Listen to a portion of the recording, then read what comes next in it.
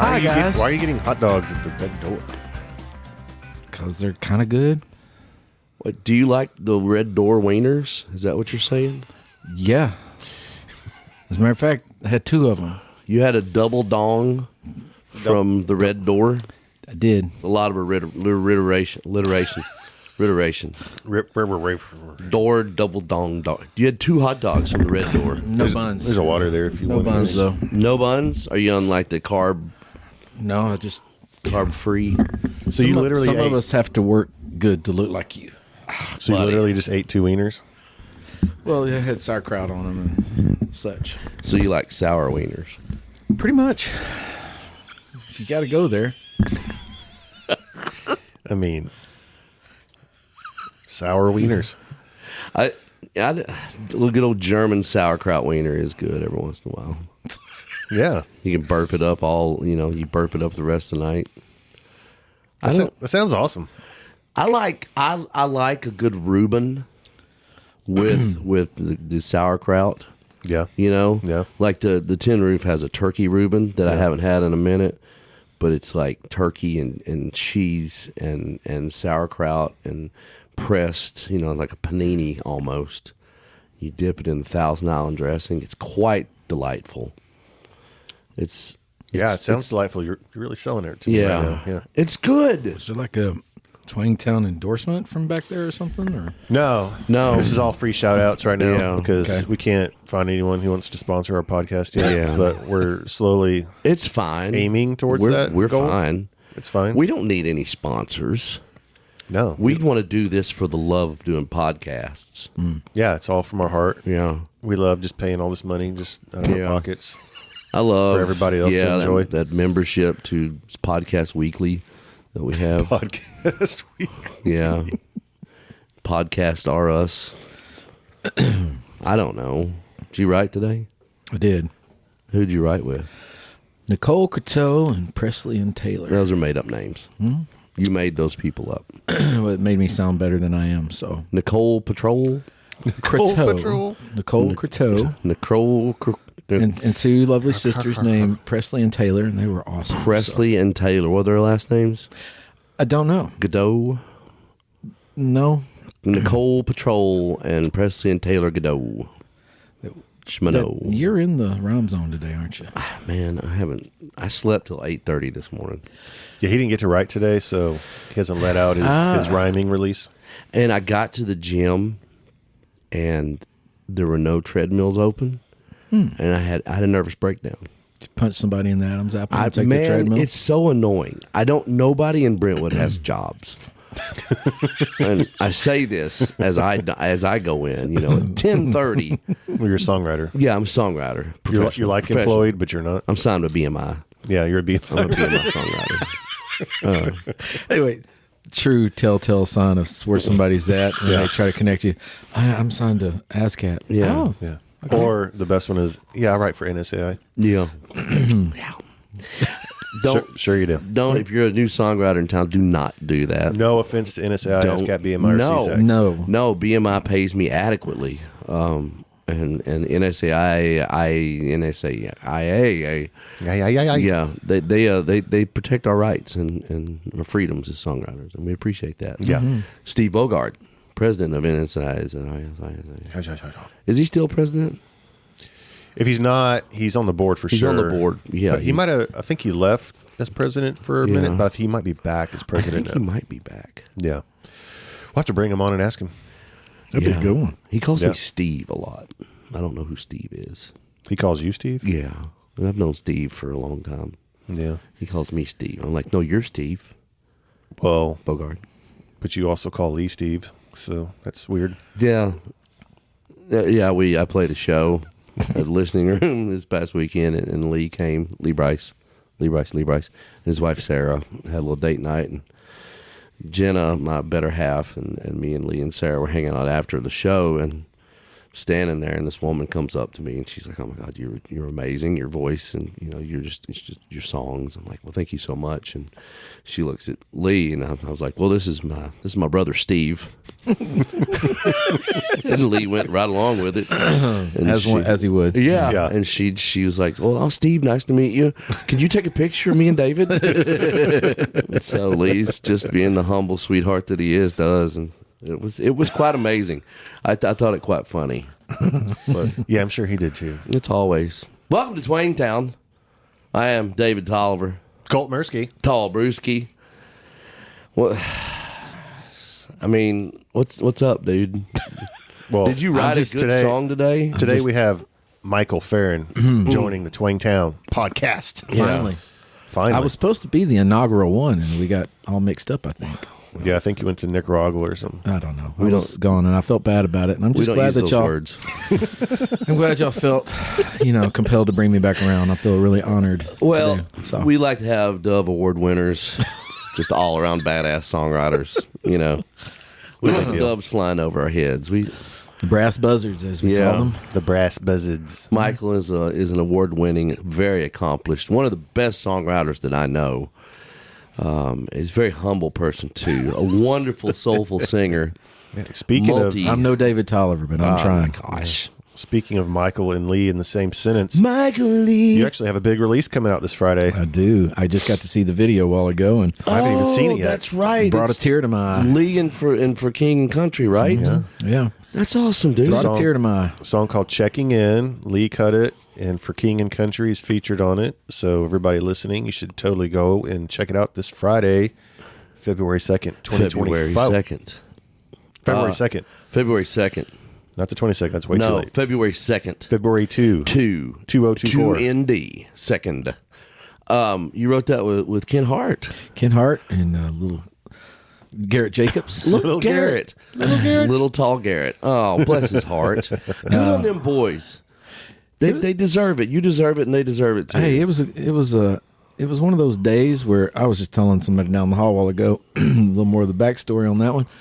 We had, I think Garrett was geared up for writing for Garrett that day, and nothing really seemed to be quite hitting. And then at the end, Checking In fell out in like literally 30 minutes. It was kind of the last gasp of a day. So you just never know. You're like, is that how it happens sometimes, though? Yeah. It's like you can work your butt off on a song all day long, and then you get it done. You're like, well, we'll chase this for a minute, and you chase it for a minute, and then ends up coming out something like that. It's kind of like how Donkey was born. Dude, I tell you what, I had bought my house, I had bought cars. I was like, that song's going to be huge. I'm going to make so much money. Yeah. I'm going to be able to roll around in money from this terrible. But it did come out. Donkey came out like that. Yeah, I heard it on the radio once. Yeah, I heard it on the radio a couple times because I requested it. I killed Jared Neiman's career. Yeah, severely hindered it, at least. I severely hindered. I guess I didn't kill it because he's still doing stuff. But yeah, he got a lot of backlash. I got death threats.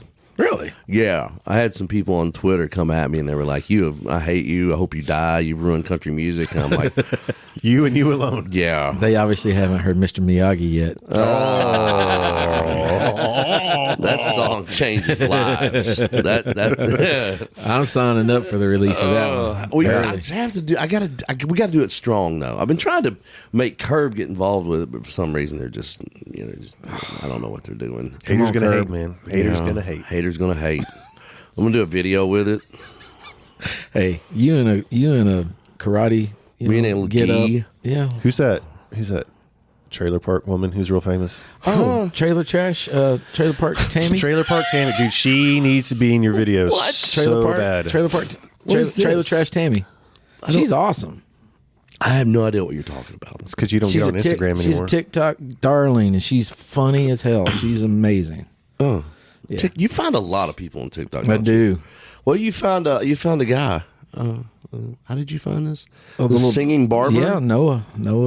I know, nice kid. I like him. He's awesome. He sings his butt off too. He does. He got a thing. How did you find that? How did you find that dude? He found me about a year ago on TikTok. On TikTok. Nice. I posted something he kind of liked, and he sent me a note, and I went to his stuff and stalked him back, and I thought, damn, he's great.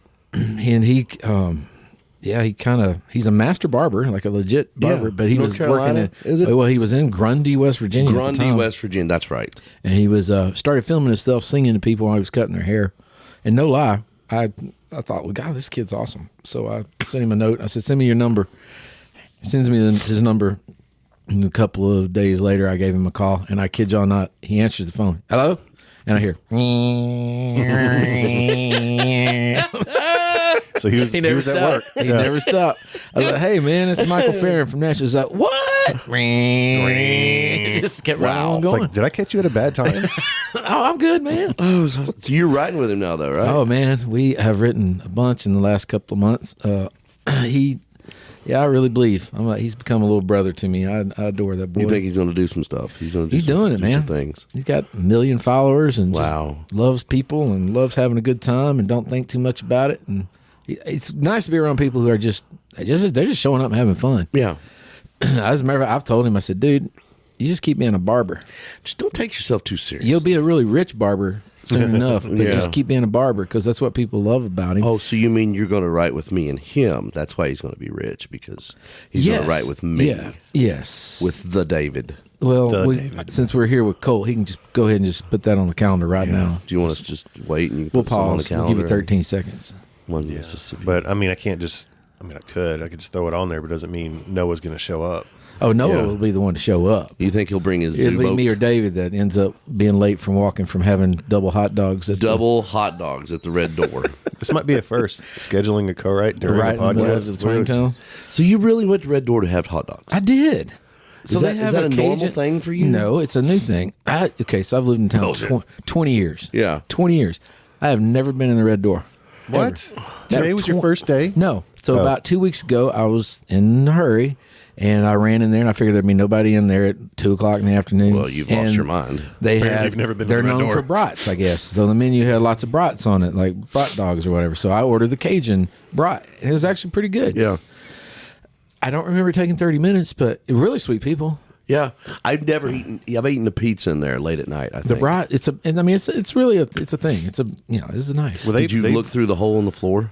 No, I have not. You have not looked? I've wandered into the bar twice, ordered hot dogs both times, and that made me late today. Yeah. Well, they've revamped their food menu. I remember Really? like summer of last year, Kelsey Hart was like, "Hey, you want to go eat at the Red Door?" And I was like, "No, I've never had one bite of food there, and I don't ever think I want to."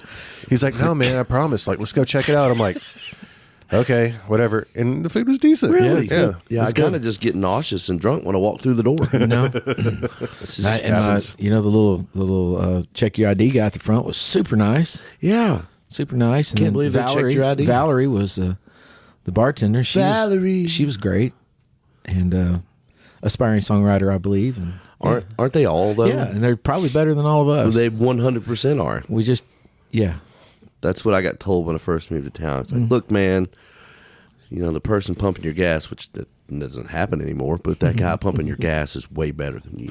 Yep. And it's true. Mm-hmm. I mean, I've seen a bunch of people rise up through the ranks. The guy cutting your hair could be better than you. The barber of Seville, of Grundy, Seville. Figaro. He's definitely better than most. Figaro. Yep. Figaro. I don't know. I'm just trying here. Did you book a date yet? Yeah, does March 1st work for everybody? March 1st does not work. I'm going to Park City to ski. Oh my God! But it's not in your calendar. Oh, wow. Something you need to share with your publisher, Tolliver? Yeah, I guess so. Maybe the second week of March or something. I don't know. March Is it really not on there? March 11, 12, 13.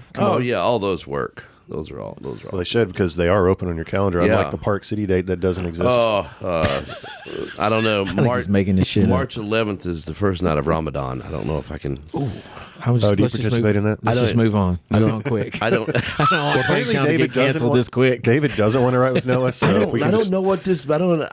March Apple 11th. does this. I can make- March 11th works for me. Let's put All right, that on talk there. amongst yourselves. I'm going to book a co-write, and hopefully this co-write makes lots of money, and we have it documented. There you go. March so 11th. you're from Texas, Born and raised and damn proud. Texarkana. Born and raised. How long did you live there? Oh, And what town were you from? so Time 3, Texarkana. Huh? What town are you from? Is it called Texarkana? Eastbound and down. Eastbound and down. Headed to Texarkana. Yeah. You've never been to Texarkana? I have not. I guarantee you've been through it. I have been. I don't know. If you ever went to Dallas, you went through it. We've been on a bus, so I'm usually sleeping. I forget you're big time. I am not big time. So I used to think I was big time, but then yeah, I'm 5 generations deep in Texarkana. Yeah. Both sides of my family. I'm the first one to ever leave, and I ended up in Nashville 20 years ago. And did you play music in Texarkana? I did. I was. You grew up in the church, huh? Yeah, I was a Baptist preacher's kid, so I grew up singing hymns and. Hers. Country music is all that existed, was hymns and Southern gospel and country music. That was it. Same, bro. Did you grow up with you turn the radio on Sunday and it was yeah. That's all there was back home. Even the Baptists were that way. Yeah. My grandpa being one of the lead characters for sure. Amazing. Yep. Yeah. Proud of my roots, but I'm real glad to have been in Nashville the last 20 years. So you grew up singing in church? Yeah, I did. As we all did. Yep. Well, not we all. Some of us are pagans. I didn't grow up singing in church. You're a good Catholic, though, right? Yeah. Okay, Are you Catholic? No. What? What? No. You know what the difference between a Baptist and a Catholic is? In the liquor store, I do. That's the joke. Yeah. The Catholic will say hi to you. Yeah. Oh, we went from Ramadan to Catholicism. That's my only religious Equal joke. opportunity offenders in Twingtown. Yeah, we're all just sliding down the slope here, aren't we? So slippery. Yeah. So you grew up singing. When did you write songs your whole life? Pretty much, yeah. My parents are they're incredible, both very musical. So I grew up in a singing family. They made my first record when I was 5. 5. What were you singing about at 5 years old? About the good Lord. I poo-pooed in my pants. I poo-pooed. Hey, because it was Southern gospel, by the time I was 5, they had taught me how to sing harmonies, so I could Really? wail the tenor part at 5. Is the Are thing. you shitting me? And then they just kind of kept dragging me deeper and deeper down that road, and I'm real glad. Yeah. So, Like behind a truck or yeah, tractors mainly. track. They literally would stand me on probably a milk crate or something, so I could see over the pulpit. Yeah. It's kind of a thing. One of my traumatic and most traumatic and cannot repress it memories as the singing child, wannabe prodigy.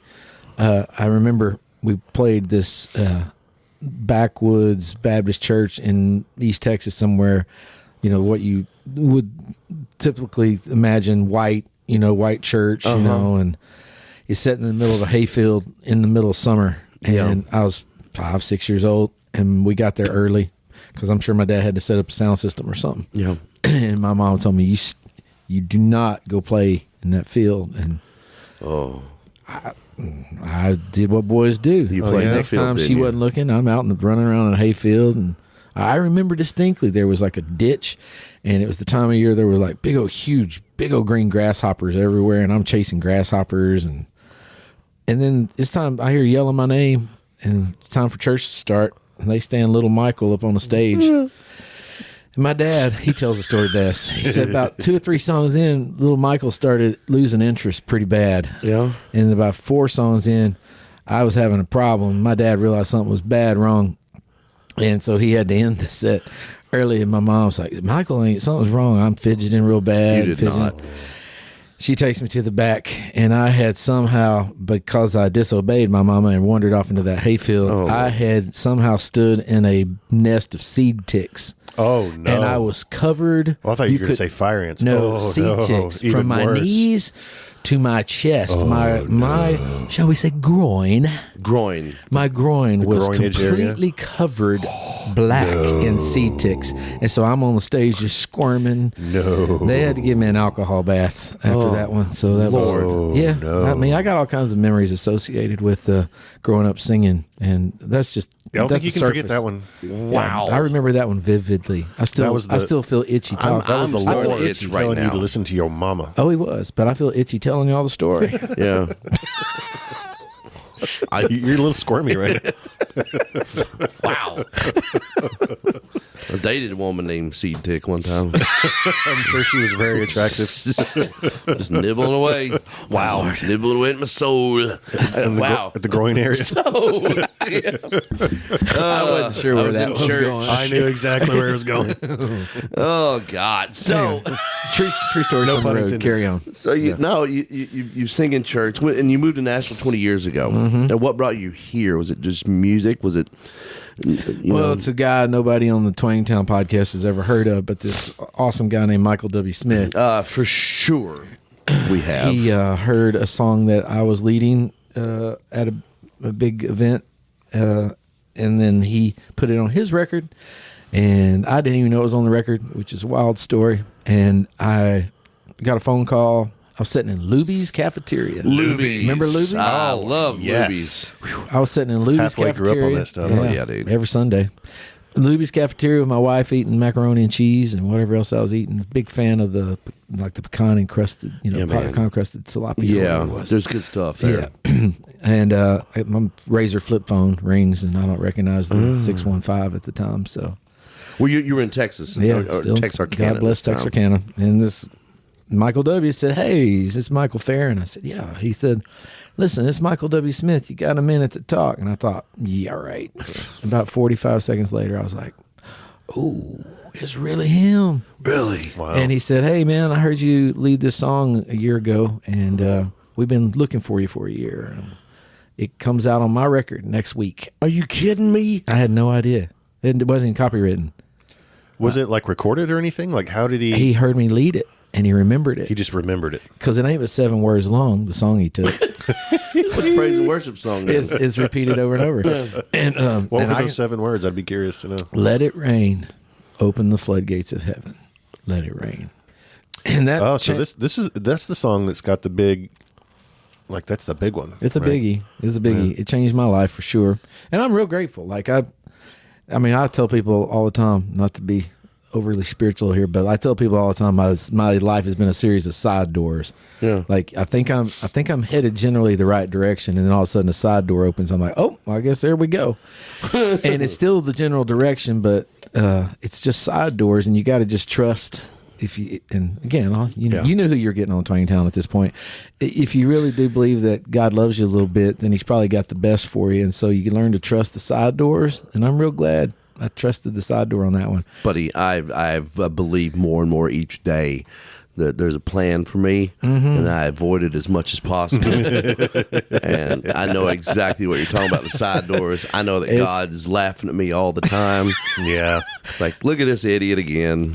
he's so Well, funny. Here's the crazy thing, though. Like, I never wanted to come to Nashville. I was not that guy. But I ended up here through the side door. But I've raised 2 daughters here, and those girls are brilliant. And, my wife and I have talked about it a lot. They would be awesome girls if I'd have stayed right there in Texarkana.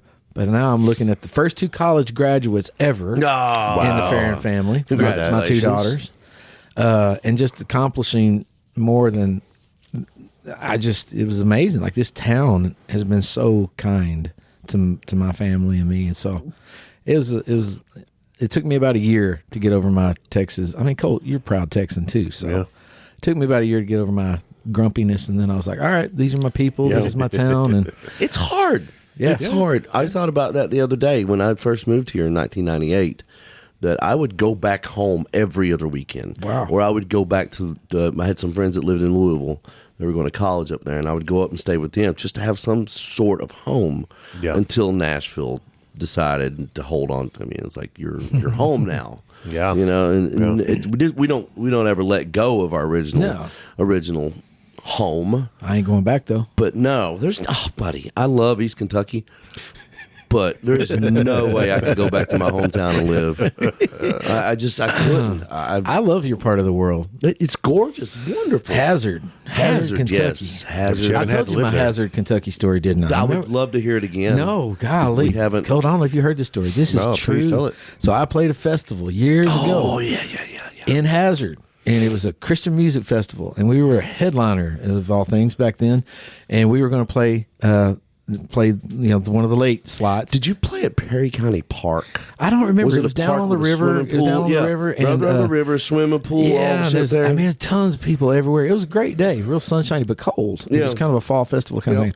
Well, if folks I know the exact festival you're talking about. Yeah, so if you don't know anything about Appalachia, it'd be a nice sunny day, but when the sun goes down in a holler, it drops 30 degrees quick. Mm-hmm. So the next thing I know, I'm playing on stage at 33 degrees, and I'm literally, my drummer had to duct tape the sticks in his hands. Oh my gosh, are you serious? I was serious as a heart attack. Like, I couldn't hold on to a pick. You just give up. You just like, all right, here we go.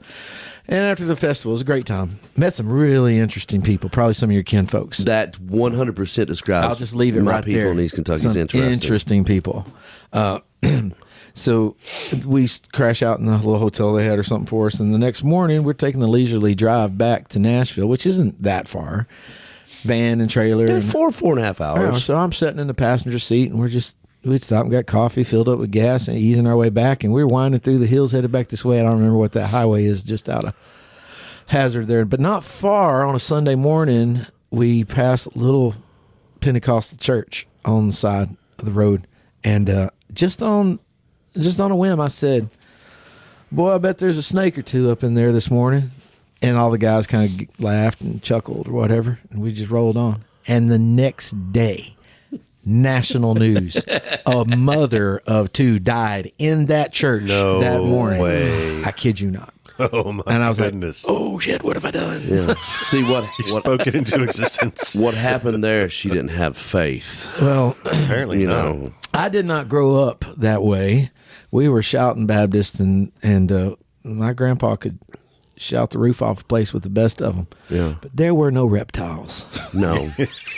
There's a few churches around there that would take up the serpent. My First Baptist of Hindman did not. Oh, no. We wore suits. Yeah. We had pews in a building fund, and our preacher was more. He was a bit reserved. The Lottie Moon Christmas offering. Yeah. The building fund never went up, but there was always money going on the plate. Did y'all ever have that poster board thermometer on the wall? Where they would mark up the thermometer going up as the building fund went up? We did have that during during revival. It never moved though. No, we had the typical. It had the building fund, a couple other funds, the Sunday school attendance, all this. Yeah. The sliding, you could slide out the numbers. Oh, yeah. Those numbers never changed. It was always the same amount in the building fund. Love it. I don't really know what happened. They just stopped counting. Yeah. Michael W. Smith brought you basically to Nashville. He did. That's how you got here. And when did you sign your first publishing deal? Well, I moved here when it was time to sign a publishing deal with Word, which at the time was a Warner Chappell venture, I think, in this building that we are currently sitting in. So I did 3 records as an artist. What was it? Was it Michael Farren or was it Pocket Full of Rocks? Pocket Full of Rocks. Go ahead, take your shot. Was that based off Shawshank Redemption? Wait, you got raped? No. He dug his tunnel and put the dirt and rocks in his pockets and scattered it on the field. It was all about David and Goliath. Yeah, okay. Pocket Full of Rocks. David went out there and Smooth Stone. Yeah. But I used to get a kick out of telling people it was back. Well, I named it Pocket Full of Rocks because back when I was a drug dealer. I feel like we just skipped over a whole lot of real estate right there. It never really dawned on me the ramifications of Pocket Full of Rocks, being that I wasn't engrossed in urban culture. Didn't quite have a grasp. So I just thought it was being really biblical, Pocket Full of Rocks and David and Goliath and stuff. And another very true story you can't make up. We are rolling across Texas and middle of nowhere, running out of gas in a van and a trailer. And one of those old two-bay Gulf service stations that was still operating. Yep. Yeah. Roll up in there, pump gas. I go in and ding, ding. It's like quarts of oil and those soda pops on the wall. And that's it. There's an old dude standing there in overalls, just like in the movies. And at the time, we had pocketfulofrocks.com on the trailer. And the old dude's just standing there looking at the trailer. And I'm like getting a Coke out of the cooler. And he's like, Pocket Full of Rocks, huh?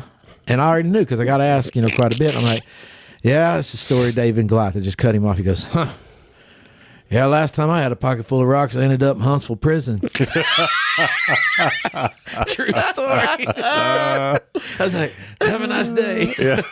God bless you. It all makes sense now. It totally makes sense. Yeah, have a nice day. I'm out. Yeah. My dad ran a Gulf station. Did really? Yeah, he was general contractor, but he had service stations too.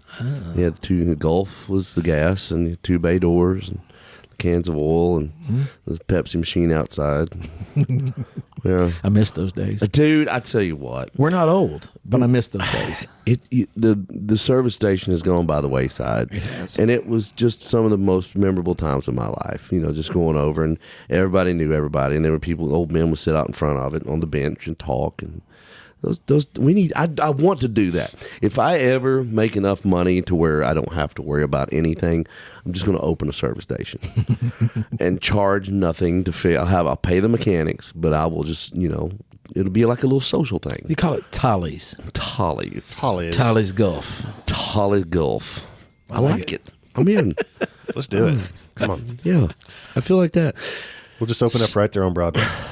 Yeah, there's not a chance. I don't even like going downtown Nashville, really. I'm just joking. I love downtown Nashville.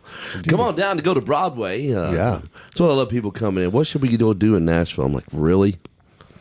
Really? Just go to Broadway. Do your thing. You're going to do it anyway. That's right. Yeah. Just meander over to the Red Door and have a hot dog. Yeah. Go get your wieners at the Red Door. Bunless wiener. Sauerkraut on it. Go see Virginia. Get you a ham sandwich. It was Valerie, but yeah. No, down at Virginia's Market. You mean the Murder Mart? Oh, yeah, Murder Mart. Wow, Murder Mart. Yeah. So, you signed with Word. We skipped over that real quick. 3 records. Pocket full of rocks. Did 16 not a drug years. deal. 16 years as a band, and it was a good run. I love them boys, and we had a good time. And we're one of the rare bands that actually went out on our best year ever. So, so you went out on top. We did. It was the last record we did here. Did well, and the platform that we kind of had graduated to and were carrying was special, and the guys were all paying their bills. And I was bouncing in the backseat of the band van coming from an event one day, and I woke up out of a nap and set up, and as loud as anything, I heard God say, "You're done. Good job." Really? And it was wild. As clear as I've ever heard God speak. He said, "You're done." And I didn't expect it, and I didn't say anything. I went home. I said, "Hey," I told my wife, I said, "I have a weird feeling that we're done." And she looked at me. She goes, "I have that too." And so I was like, well. So nothing else told you this. It was just waking heard that up, voice. and I really felt like it was God just going, "Good job, you're done." And that was exactly the phrase I heard was, "Good job, you're done." And then we had to start meeting with the guys, and these were my closest brothers. How did they feel about that? Pretty rough. I would have Pretty rough. And fortunately, I think they all still love me, and I sure love them. Yeah. But 16 years, so that was 10 years ago. And the last 10 years, I have written and produced full time, and it's been awesome. So, and you've written some wonderful stuff. I know when I first met you through Kyle Jacobs. Yeah, our brother, God rest his little silly soul and his Mako eyes and everything else. Mako. I talk about. He had those shark eyes. Kyle. He had those shark Mako eyes. Oh, yeah. Those black eyes. He wasn't a demon, by any means, but no, quite the opposite. But I when I first started writing with you, I found out you basically wrote with this girl who I was a big fan of. My daughters are huge fans of. It was Lauren Daigle. Yeah. How did that come about? She had just signed a development deal with Centricity Records, and they asked if I'd write with her. And the first time I wrote with her, she showed up. She was working at Chewy's over in Cool Springs. Nice. Yes. And true story, she's incredible. I love her to death. She showed up. She had her Chewy shirt on, salsa stains, and smelled like tortilla chips. And we wrote a song called "Come Alive, Dry Bones." Which, quite frankly, way too much information now. Even this last December was still my second highest streaming song. Wow! And on one of the platforms, because Jonathan Mason sent me a screenshot of the streams, and I was like, "Really?" That's so awesome. the first song we ever wrote, still a blessing. That's amazing. I'm real glad for it. And then the next song we wrote was a song called "Trust in You," and that took us to. It's an amazing song, dude. It took us on a wild journey. So it's one of those songs that it changes a lot of lives, not just your life. It changed your life, it changed her life, but just the stories and just I mean, once again, my daughters absolutely love that and love that you. Means and a lot. They think you're way cooler than I am. He is. He is cooler than I am. It's also where I started developing my love-hate relationship between the divide of walls between genres, because that song took us to the Grammys and we had to go compete the 1 year. What's her name? Scott from Lady A. Hillary Scott decided to do a gospel song that year. Oh, did you lose to Hillary? Robbed me of my Grammy. Because everybody knew who she was. Because all the country knuckleheads voted the block, and I lost. God bless you, Hillary. I hope to write with you someday. See, that's why we can't stand Lady A or whatever. I'm just kidding. I like those people, but shame on her for doing that to you. Oh, it was great. It was a great song that Miss Scott did. I just wished we'd got walked away from the Grammy. She couldn't have just done it 1 year later. Right? 1 year later is all we asked. We would explain. We would explain block voting to you, but I think you have an idea of what it is. Yeah. See, what happens is all the labels get together. It's not rigged, we swear. When you see behind the curtain of certain things, industry voting is totally legit. It's totally legit, and so is streaming your music over and over again. Oh, yeah. Have you done that? Yeah, when I would leave the house, I would leave my music playing on Apple and Spotify. Why not? I'm sure everybody else did it too. Never. Yeah. Apple reported me you got pulled my music down. Are you serious? Yes. All 5 songs. All 5 songs on my solo EP. Did they put it back? Not yet. Holy cow. It's back on Spotify and YouTube and stuff. But what about Apple Music doing that? Come on, man. I'm not a Korean stream farm. I am not, dude. He says that, and you go to his house, and there's all these cell phones set up on tripods. He somehow figured out I left it playing on my computer. Machines. Crypto mining machines are hooked to his Spotify account. He's got little homeless kids in there just streaming it over and over. Well, I saw what happened was I saw my streams dropping in one month. So Not on my watch. I emailed Apple and I'm like, "Hey, is there something going on with my account?" And they were like, "Oh, we'll research it for you." And they were like, "Oh, well, we found this error, so we'll fix it." I'm like, "Cool." So from me reporting that I had my streams dropped, I guess it flagged my account. And they were like, you're getting a lot of streams in Brentwood, Tennessee at this one house. Exclusively. And it's like, we're going to go ahead and pull your music off. I'm like, come on, man. I'm just a little guy. Oliver, crime doesn't pay. It really doesn't. So kids, don't stream your own music. Excessively. And if you like Luke Combs, don't play him over and over again because that's illegal. Crime doesn't Stream pay. fraud. Yeah, they said I was a fraud. Well, if you stream Luke Combs like that, they probably wouldn't care. Like, oh, we got a super fan. Yeah. As I understand, there is a parameter that they somehow can truly. There is. And it's my fault for not reading the fine print. I just thought, well, I'll just, give myself 0.0000005 of a nickel. He's not lying, folks. That's a real figure. He just did the math. It's about right. I got a little aggravated with it, so I put it on social media. And this one guy wrote back, he goes, "Yeah, I guess that 0.00005 brought Apple Music to its knees, didn't it?" Yeah. I'm like, yeah, that's basically what it is. You guys had to fire 5,000 people just to see. Yeah. What's his name's turning over in his grave right now because of my streaming fraud. Steve Jobs. Yeah, his turtleneck. Anyway, I don't know how we got off on that tangent. Well, you kind of just brought us there. Kind of my we rode that soapbox. train with you, pal. Yeah. So Apple Music, I'm sorry, assholes. Can we just publicly now say that we stand by David Tolliver and we Yeah, free David Tolliver. Free his music. Free David Tolliver, please. Apple Music. The music's not free. We just want him free from the confines of Apple Music I'm jail. sorry that I cost you $10, Apple. I'm sorry. You're $1 trillion corporation. Bill Curb and just put his stuff back out. Yeah. Mike Curb says he wants my stuff back. Mike Curb endorses David Tolliver. It's back on Spotify. It's back on YouTube. Okay. It's just hasn't. It's on Pandora. It just hasn't. For some reason hasn't been put back up on Apple Music yet. So you're stuck in the no algorithm. Man, that's not. But The no algorithm. no, David. No. I still have my solo, my new song coming out February 10th. Nice. Just a little plug. Is this a shameless plug? But it is a shameless plug. You want to say it one more time so everybody? It's called can All listen? by Myself. Yeah. Literally, all by myself. And it's coming out on February 10th. My birthday. Did you write it all by yourself? I did this all by myself. David, big boy. What's your favorite color? Dump truck. Yep. No, I wrote it with John right. Stone. Nice.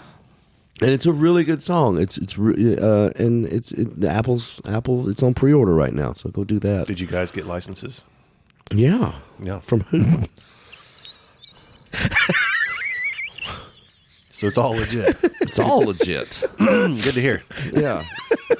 It's a Tim McGraw actually it's Spirit published song now. But you wrote it with John? Yeah, so it's Curb. Can I get release on that? Yeah. But you need to obtain a license. Okay. Hey, I and don't know now what that you're you've already talking about. scheduled a write, could you just go ahead and get him a release while we're setting? Yeah, can you get me a release for my He needs music? a mechanical I'm gonna license. email Could you Apple take Music care of that? right now and say free David Tolliver. 20 years old. The song's 20 years. No, I'm just kidding. Yeah. So, Lauren Daigle. Lord, yeah. Yeah. What after that? What's going on? What have you? Well, then I signed here with you, So crazy you were your amazing people, Curb 5 years word. ago. Yeah. So I signed to Curb 5 years, just starting year 5. I know it just seems like Congratulations. just Colt. That's I know wild. Colt. It seems to you just like last year, but. Like yesterday, man. Yeah, like yesterday. But I signed specifically to. I was at another publishing house for 6 years. That could not do anything on the countryside of what I do, and oddly enough, because of things I'm grateful for, Michael W. or Daigle or a lot of other stuff, you get painted pretty quick as that writer. You're the worship or CCM guy, Yeah. and I'm grateful for that. But the reality is, I haven't changed anything. I've always written country music. Yeah. I've always written. Just the billboard quickly got painted as he's this guy, and so when I came to Curb, it was specifically to come under a very legitimate.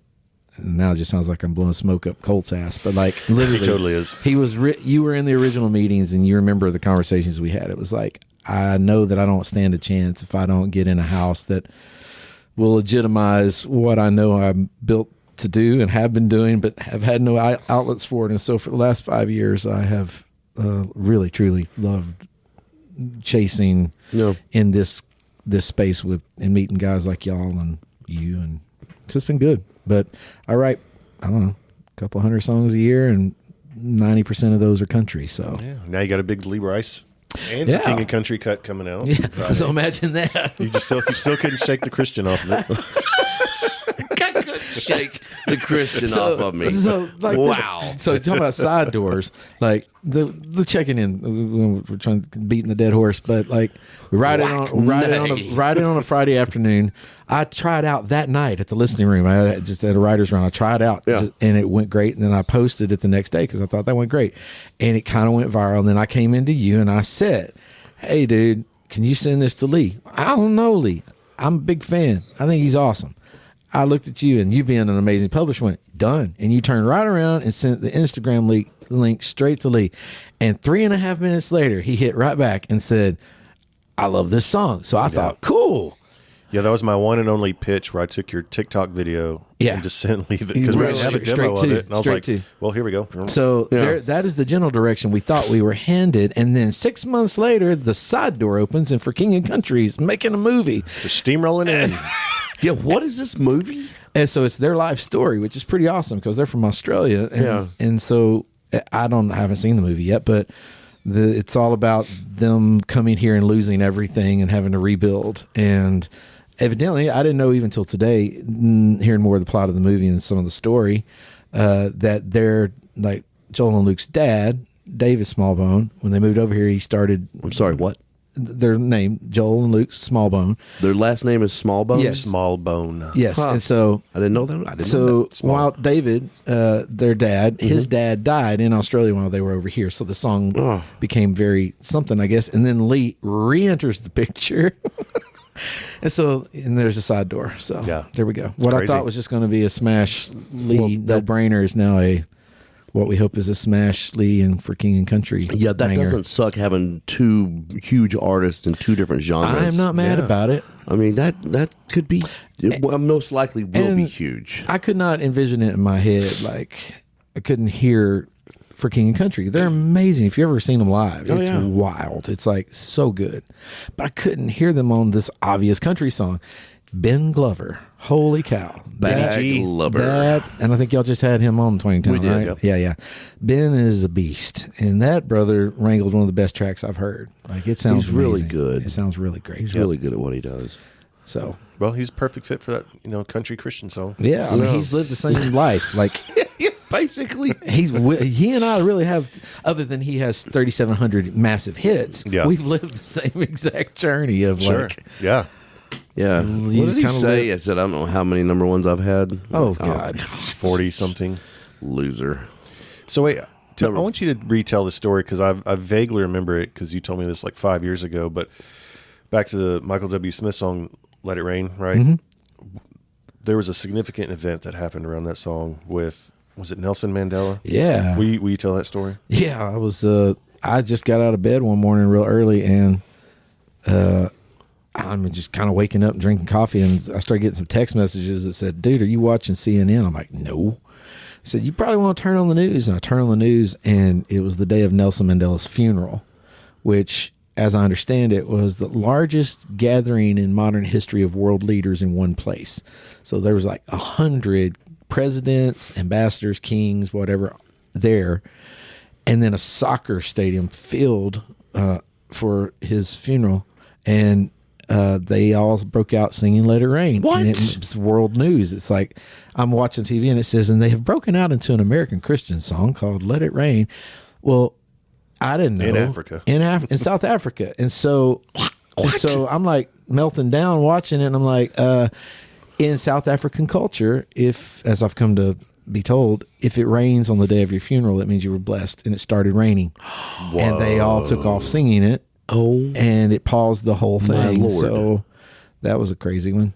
That is nuts, bro. that's bananas. Yeah. What year was that again? Do you remember? The year Nelson Mandela died. Yes. Yeah, that's what I was looking for. 1998.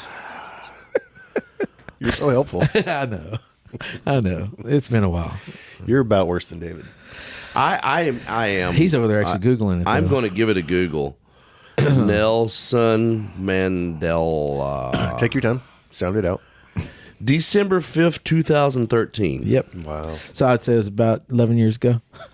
That's wild, dude. That story still 10 years ago. it blows my mind. 10 years. I Yeah, did it's- not know that story. Yeah. How did I not know this story? Didn't ask. I guess it's not one of those things you just, hey, I'm David, here to write with you. Cool. Have you heard my Nelson Mandela story? I've literally, this might be the first time I've ever What's funny publicly you said told that it. because that's how he actually, when Yeah, I we met, introduced that's my- what he yeah, led yeah. with. Yeah. That's So- what you led with? Hey, I'm Michael Farren. I don't know if you've heard my song, Let It Rain. It was So- Nelson Mandela's funeral. So can I really trip you out with the "Let It I Rain" would song? love This will for you really to- tweak yes. Twangtown, the Twang- podcast. twang Twang it us. up, baby. So my youngest daughter, Micah, she's 25 now. She was just been a handful of years ago. She was in Temecula, California for a wedding. And I, at the time, was not doing really good in life. Like it was a pretty bad season, 2018, 2019. Yeah. Pretty rough. And I was sitting in a very well-known bar over in Green Hills.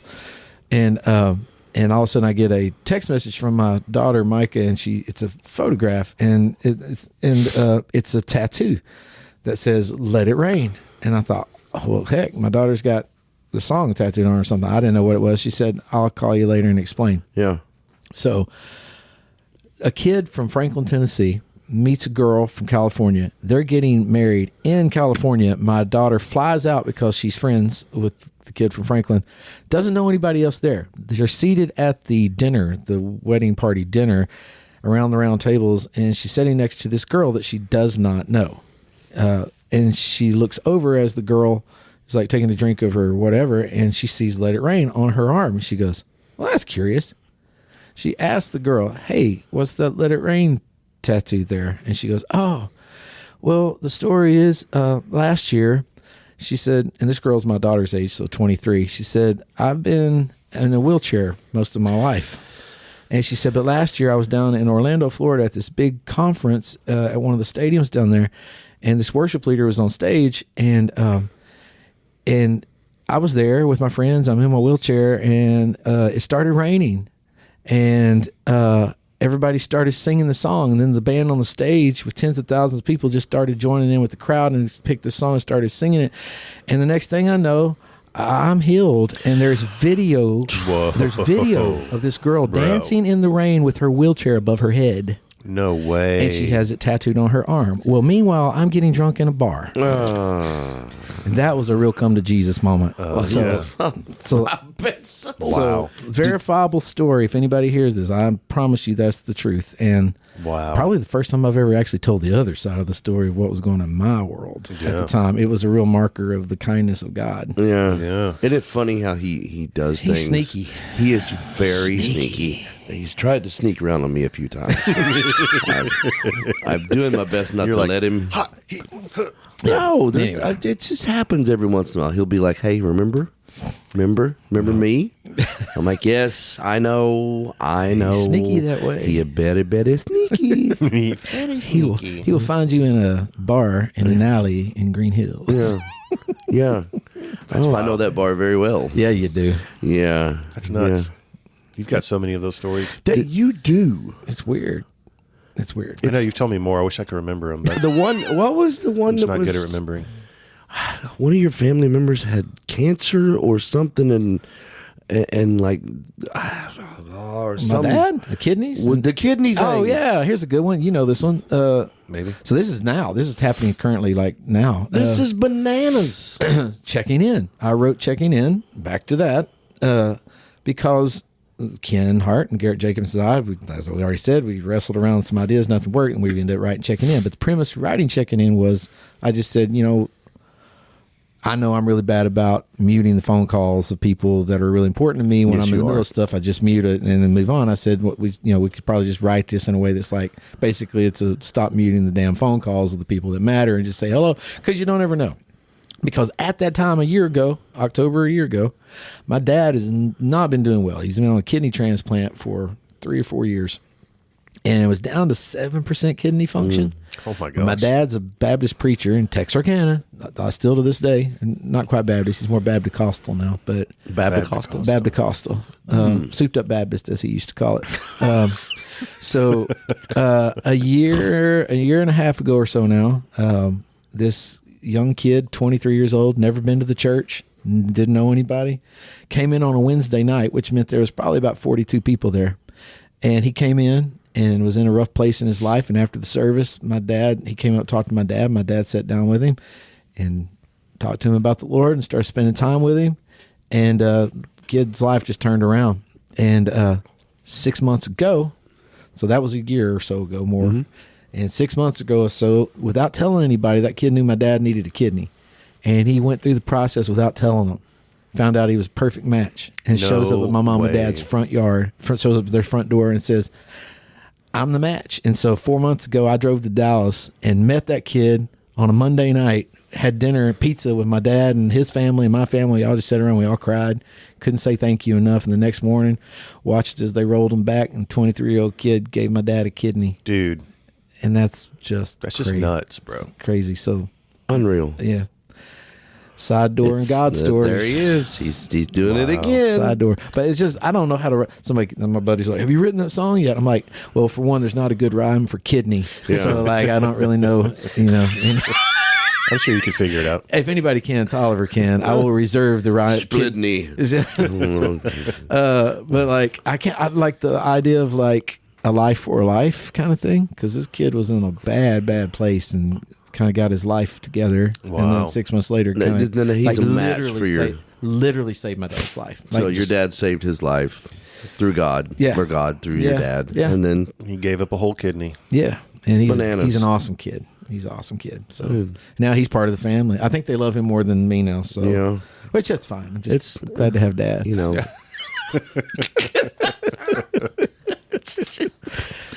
Can't make it up, boys. No, you can't. Yeah. Should we pass an offering plate now? No. I don't know if the Catholics pass offering plates back in the day when you went. I know you don't anymore. I think they just draft out of your bank account. Okay. Yeah. They just show up to your work and take your paycheck. It's like, it's like you pay for your sin. What do you got to pay for? Like, if the worse your sin, the more you have to pay. Yeah, I don't know. Are you really Catholic? No. He was just raised Catholic, right? No. Oh, what? My dad's side of the family, especially, and my mom's side of the family, well, they were Episcopalian, which is like Catholic life. Catholic life. But they were raised strict Catholic. My dad's side, very strict Catholic, and it's when they all got out of the house as young adults, none of them went back to church. Got it. Yeah, and so I didn't grow up in the church. I went to church every now and then with friends of mine, and went until I met my wife that I started attending church regularly. That's right. Starting in 2013. Sorry to have it a bit confused. I thought you were. I mean, I was always a believer, and I got baptized as like a teenager and all that, but I didn't really start taking it super serious till I met my wife. And they'll do that to you. Yeah, she drugged me into the church and helped me be a better man, and she's still doing crazy women saving our lives and stuff. What about Wives and Jesus? Wives and Jesus. I don't know. It's not a song at all. Y'all will not break out a songwriting session during this podcast. But if you do, I'm getting a third. Yes, you do. Yes, you do. So, what else has been going on with you? I mean, you're out there writing. You still have the gospel Christian side of it. You've got the country side of it. You blend them together in a wonderful way. By the way, I enjoy. You're one of the most just pleasurable people to write with because you're just so good at what you do. Michael's the type of person that you will come in with an idea and he will have it written in 10 minutes. And it's not very kind. And it's not, and it's good. You know, I can sit down and write a song in 10 minutes, but it's just going to rhyme. It's not going to have any substance to it. This is my song, Dump Truck. My name's Chuck. I got some luck. I need a buck. You want to, what? No, what? David. Banana This Fanta. is a Christian podcast. Y'all are regretting this podcast. Quick. Not at all, dude. We love the Lord. I do. The Lord loves me and I love him. I always ask him for the lottery, and he never gives it to me. He's tricky that way too. He's got like, a sense of humor. He's like, hey man, you know what you do with the money I give you? You want me to give you that much money? Yeah. Like, no, that's not going to happen. Yeah. Yeah, you would just you'd fall off pretty hard. I just have an island and a fur coat. In a yacht. I would buy an island, and I would have my fur coat. And I would just wear my fur coat on my island. Yeah. Yeah. You'd be so rich you wouldn't even feel hot. I'd be so rich. I just have people fanning me all the time. Yeah. I would In your air fur coat? condition the whole island. Yeah. Yeah, my fur coat. I would have air conditioners in my fur coat. Yes. What's that noise? That's just the air conditioner in my fur David's coat. fur coat. Yeah. I'd have multiple fur coats. Everybody would have a fur coat when they come to my island. Fake fur, of course. Fur Coat Island. Yeah. No. Fur Coat Island. I love it. Fur Coat Key.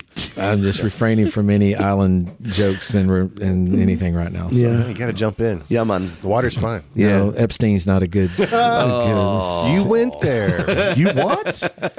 You went to Epstein Island? No, I said it's not a good topic, and you're talking about buying your own island. I'm just trying to guard the edges for you. What's Epstein's Island? I've never heard of that.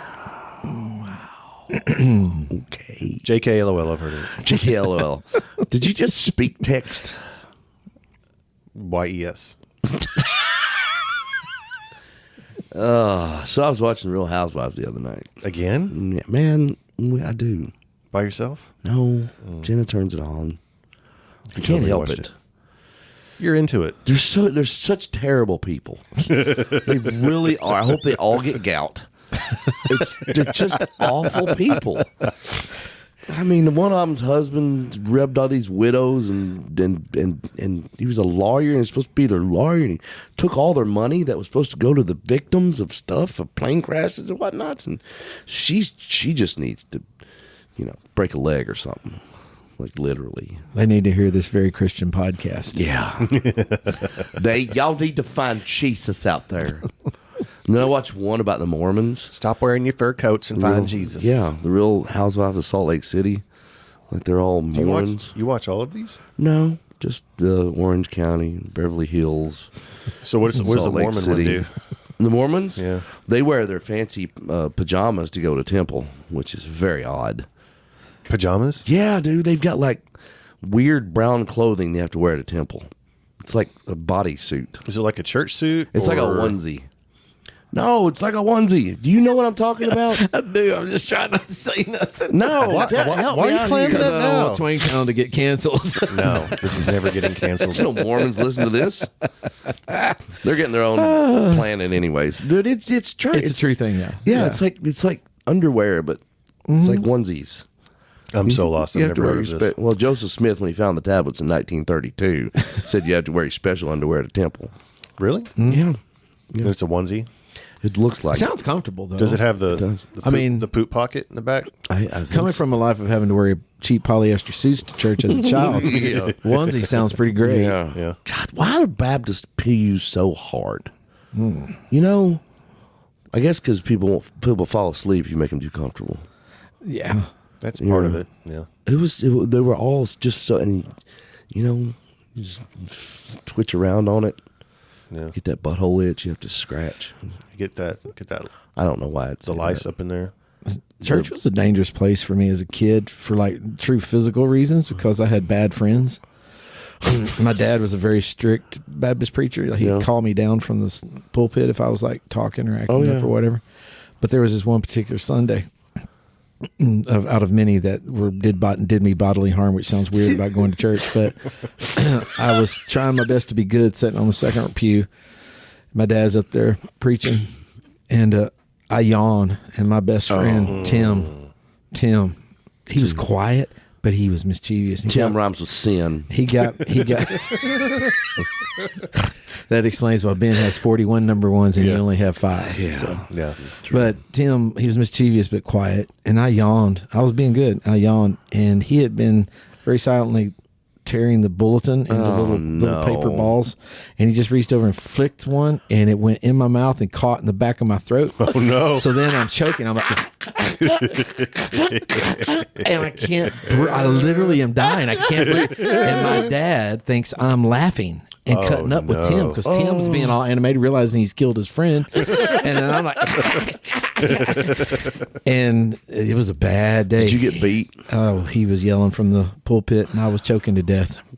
Did he pull off his belt? And Unlike the other Sunday where I walked into the Sunday school classroom and I'm half asleep and I'm wearing that cheap polyester suit and plastic, TGNY loafers TGNY, with the dude. plastic soles on them. Yeah. Asbestos tiles, and I walk through the Sunday school room door, and I look up, and Tim. Again, his dad worked at Cooper Tire, so he always had like fun, like rubber products, And this particular Sunday, I walk in, half asleep, and I look up, and he's grinning, and he has an industrial rubber band about 3 foot long, pulled back, aimed right at my face. Oh no! And I turn around and take off trying to run, but I got plastic soled TGNY songs on, shoes on, and it starts looking like the Roadrunner. And when I finally caught traction, it launched me forward, and I went head first into the door jamb lip. And they ended up having to take me to the emergency room for stitches. Wow. Yeah. Church was dangerous. Tim sounds like an asshole. He was. I mean, he's awesome, I guess, but I haven't talked to him in 40 years. But That's probably a good thing. And then the last one of church bodily harm. Okay, let's go. I was really like this one girl. I was about 10 years old at this point, discovering I really like girls. And we were sitting on the brick sign out front, which ironically in Texarkana there's a road called Tennessee Road, and it was Tennessee Road Baptist Church. I hadn't even thought about that to this moment. Wow. But it's a nice brick sign, really not. One of the deacons that got a bonus or something. They had built Building fund.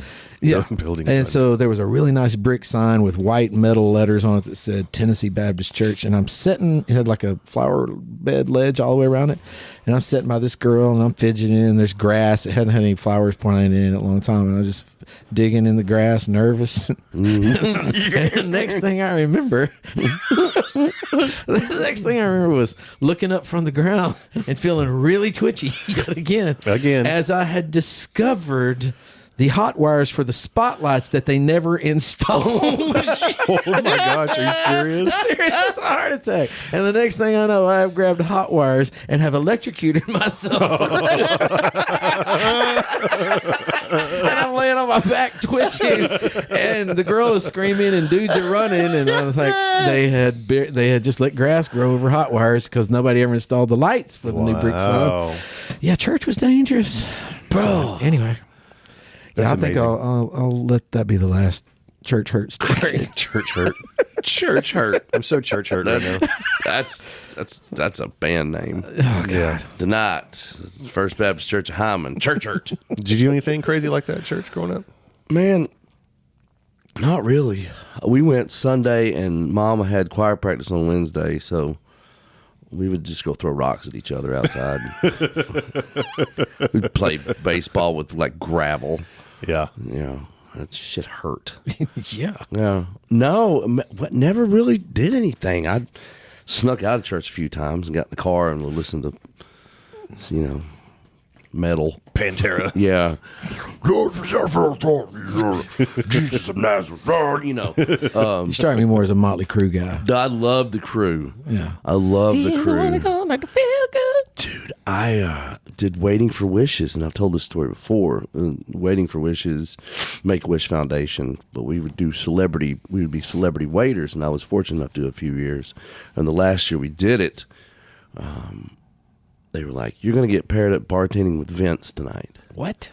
And I was like, "Who?" They said Vince Neil. I was like, "Oh boy, God!"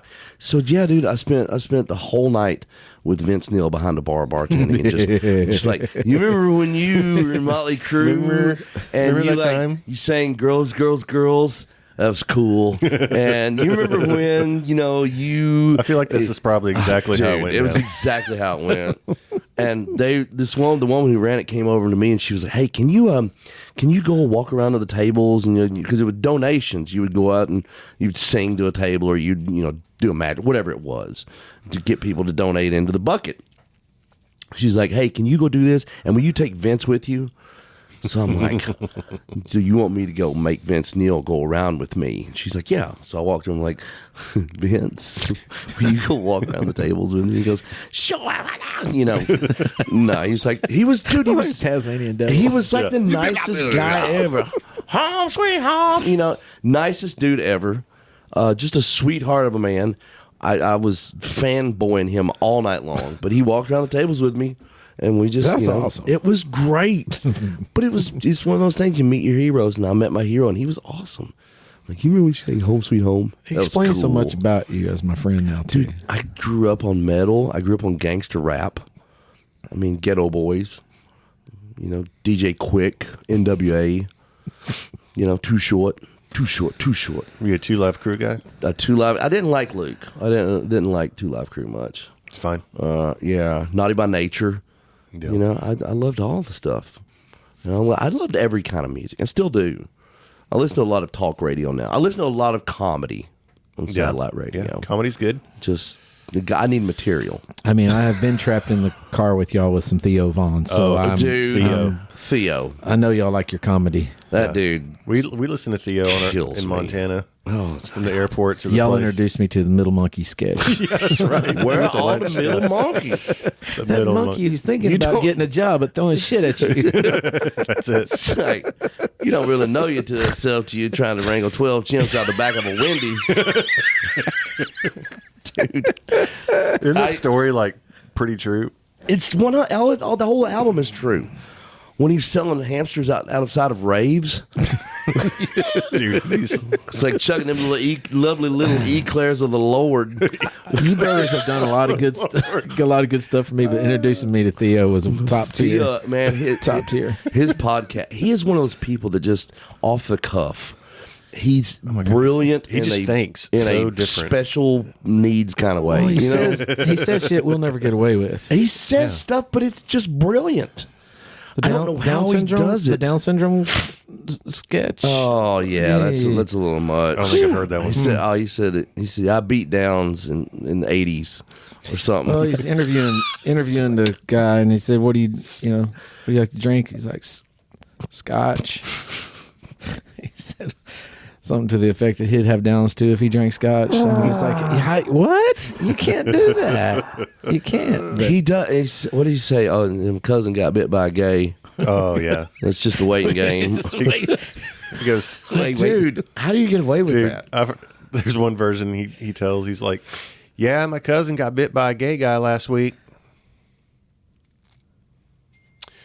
We'll see what happens. wow. Yeah. Thank y'all for that, though. Yes, Theo's amazing. Theo, we love you. And we'd love to have you on the Twang Town podcast sometime. Y'all would never leave His the building. manager is a friend of mine. His tour manager, Bizzle, who used to be a bartender at the Roof. Oh, yeah, I remember Bizzle. Bizzle is his tour manager. Oh, nice. Yeah. You should make that happen.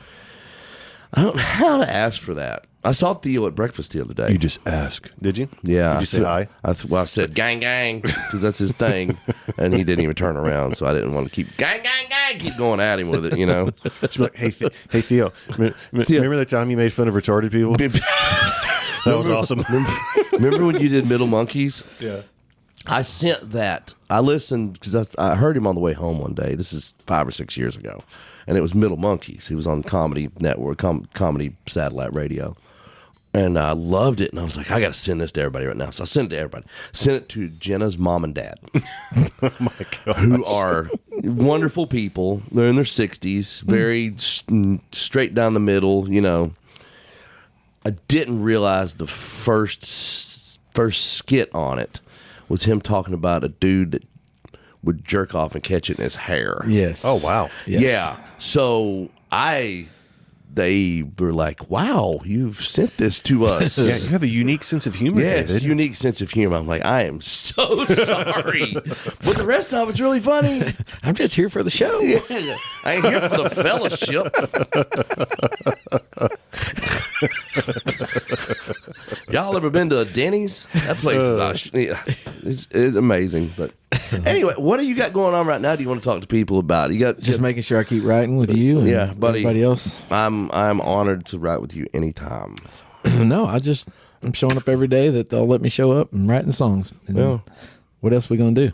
Well, we appreciate you doing That's what it. we doing. We appreciate you doing it. Like I said, I think you're an uber talented person. Thank you, brother. Producer, Back at writer, y'all. singer, all the things. You've got it all, and I enjoy seeing your little videos, and I smile when I see them.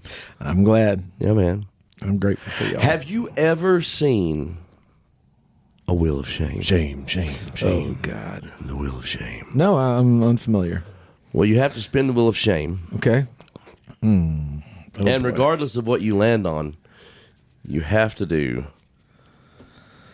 Is this mandatory now? I think it's going to be mandatory now. Oh. That all guests have to do. So if you don't land on it, you're still doing it. You're still doing it. Yeah. Yeah. All right, step on up and give it a good old Price is Right spin. He's doing the music. Of course, I want cigarettes on my sandwich.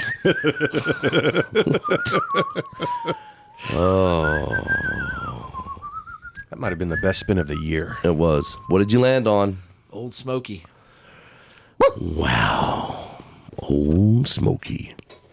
We're going to take you back to the bar in Green Hills. Oh, talk to me about your coffee. You're like a coffee guru. I do love my I forgot coffee. about this. No. So you roast your own beans, I do. and it's delightful. It's a good cup of black coffee. You make a good cup of joe. I do. And when we congregate in Michael's, he has the same office here, and we congregate around his office in the mornings when he's here, and he makes us all coffee. I do my best.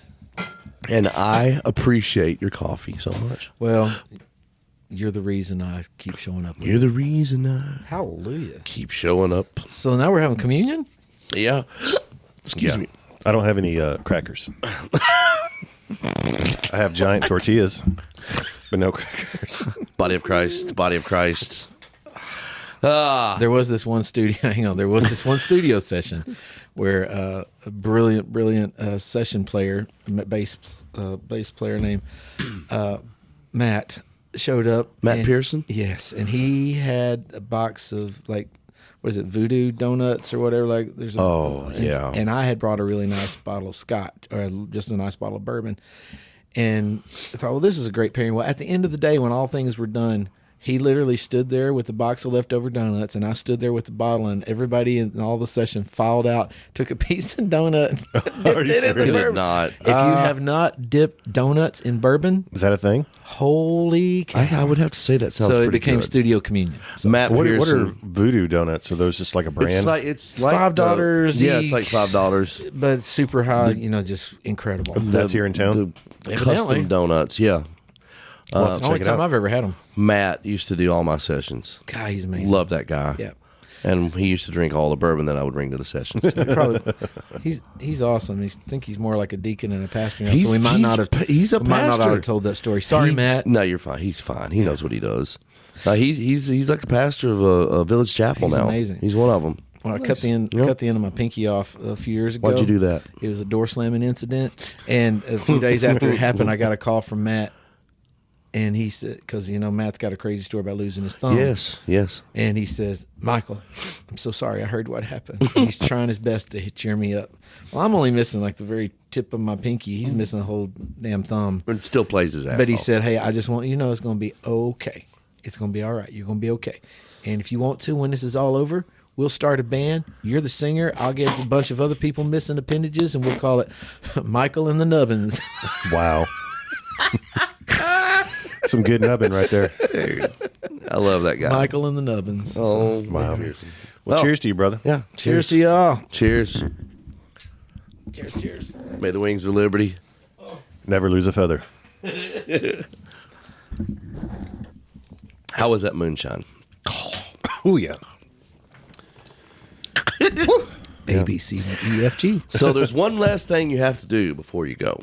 First of all, tell everybody where they can find you. Easy there, Colt. Instagrams. Michael Farren. That Michael is Farren. Farren. Okay. And I'm just across all the socials by that name. Okay. Good. And Michael Nubbin Farren. Michael Nubbin Farren. Michael Ray Farren and the Nubbin Band. And now what you get to do is, I'm sorry ahead of time. You get to have a little bit of the smelling salts. Oh, I saw this with Ben. The Atomic Rhino. Yeah. Oh, my God. Now what you All right. want to do is, Yeah. Colt, So you're going to take the lid off. Don't go like this. Just, no. just hold it about right here and give it a... Oh, God. yep. We Yep. love you. You're Yep. a boy, Blue. About chest high and give it a good sniff. Get it up there. Get it? Now sniff.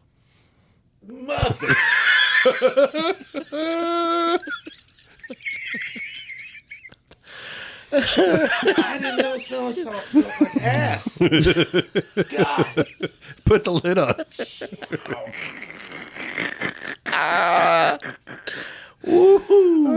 How you like that, bub? Why? Why? That's not smelling salt.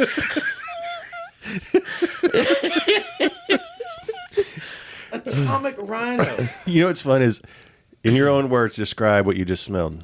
Ass. I only need one word. Oh, that's fabulous. Oh, You don't want another one? Everybody, dude. When I first did it, I went full nose and thought I thought my brain was gonna bleed out of my head. Two hot dogs are waving. It's brutal. It's brutal. Wow. Man, thank you so much for coming on here today. Sorry I was bro. late. No, Thank you're y'all. good. You're good. It's okay. You're playing with your always wieners. on time for us. fine. You're always on time It's fine. for us.